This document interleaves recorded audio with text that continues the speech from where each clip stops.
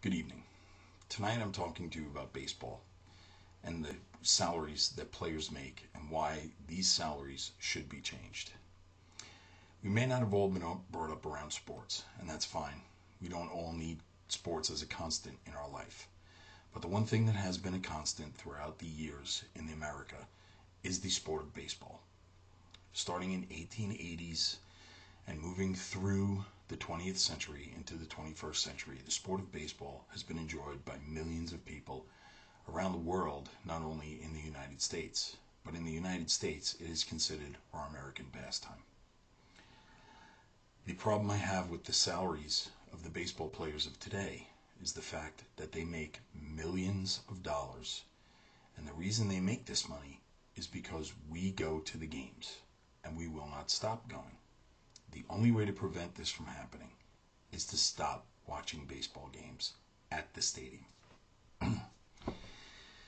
So to start from the beginning, one of the most prolific baseball players of all time, Babe Ruth, was playing for the Boston Red Sox, and he wanted a raise. He wanted a raise from $19,000 to $20,000 a year. In today's dollars, that is $220,000. $220,000 is a nice salary. I'd like to make $220,000. I would enjoy making $220,000 and would be more than able to save money for my retirement.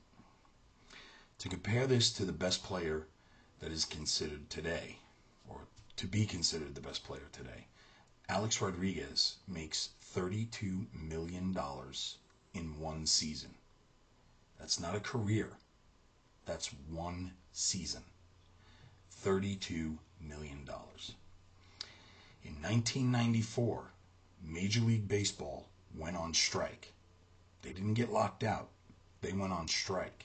And the reason they went on strike was because they didn't have a pension plan. $32 million a season, and you need a pension plan. Really? I have been working most of my adult life since the age of 18, and I don't have a pension plan, and I don't have a retirement plan. I work as a consultant, and because of that, I don't have enough money to save for a pension plan or a retirement plan, much less my son's college. But $32 million a year isn't enough for a baseball athlete to save. Now, I make a lot less than that, and I try to put money away. But I digress. In the 60s, the most prolific ball player of the time was Mickey Mantle, and he was paid a handsome salary of $100,000 a year, and that was for his last 2 years, and this is according to the website mickeymantle.com. He made $100,000, and in today's money, that's $534,000. That is still well below the $32 million that Alex Rodriguez makes. And Mickey Mantle was paid a very handsome salary because the Yankees wanted him to stay a Yankee. They did not want him to go somewhere else and play.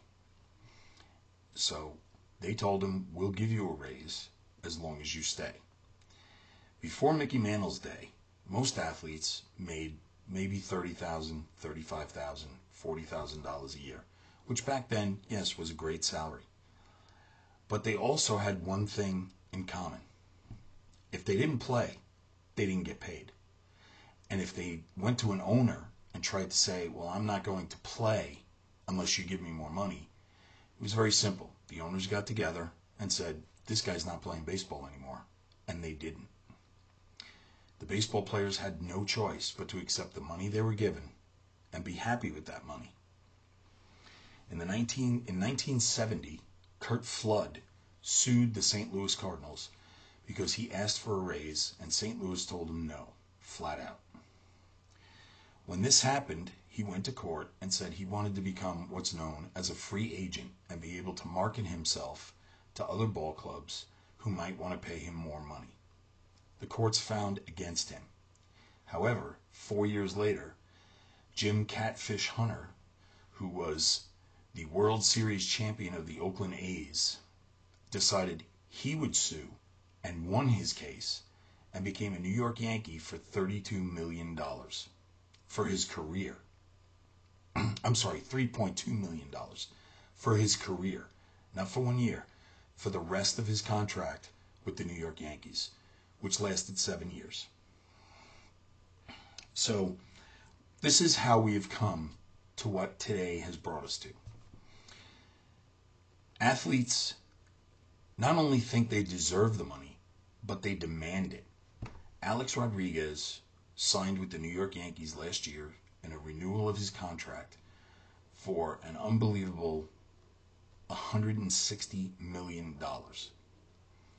And that's broken down into $32 million a year for the rest of his career. He's supposed to play with the New York Yankees. Now, that can change. He can sue to become a free agent and go somewhere else and make more money. But I think for $32 million, I'd finish my career with the Yankees too. The way that this came about is through the free agency and through the fact that the owners realized that people will come to the ballpark no matter what they charge. When my family used to take me to the ballpark, as I said before, it was about $50 a game. And that would include hot dogs, drinks, maybe a plastic helmet with the team logo on it, maybe a little bat, some trinket that you could bring home and tack to your wall or wear on your head when you're playing baseball and pretend you're one of the guys out on the field. This was all well and good, and it was, back in the 60s and 70s, I'm sure $50 was a lot of money to my parents. Nowadays, if I wanted to take my wife to a Yankee game and sit 2 seats away from the Yankee dugout, the cost of the game just to get in would be $4,900. I'm not kidding. It's $2,450 a seat. That's $4,900. I can't imagine what $4,900 is supposed to get you, but from what they say on the Yankees website, it tells me that it gets me waitress service for all my food and drink, and I might actually get to talk to a ball player before the game. $4,900. I could take my family to Disney World for a week on $4,900. There is no sport in America where you pay the amount of money you pay to go see a Major League Baseball game. Hockey doesn't cost that much. Basketball, even courtside seats, don't cost that much. Football doesn't cost that much unless you own a private box. This is for 2 seats on the first base side, 2 seats away from the Yankees dugout.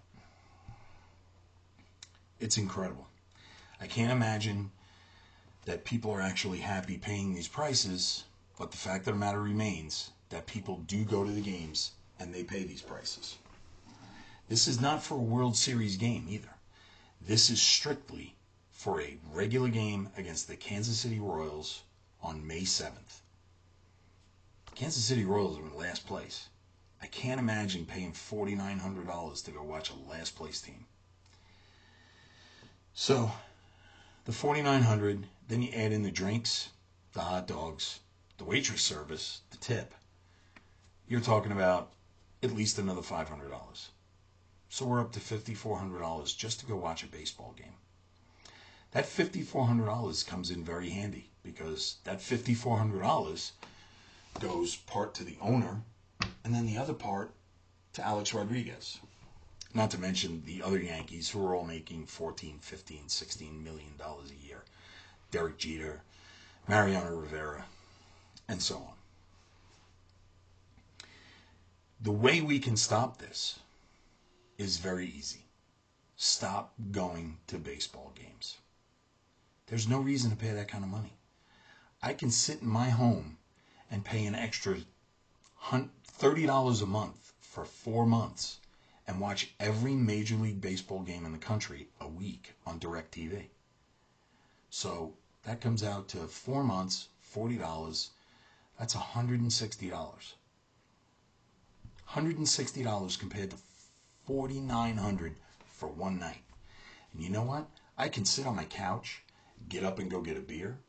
I can make myself a hot dog. I think a pack of hot dogs is $1, maybe $2. I mean, Oscar Mayer, really? I can have my kids sitting next to me.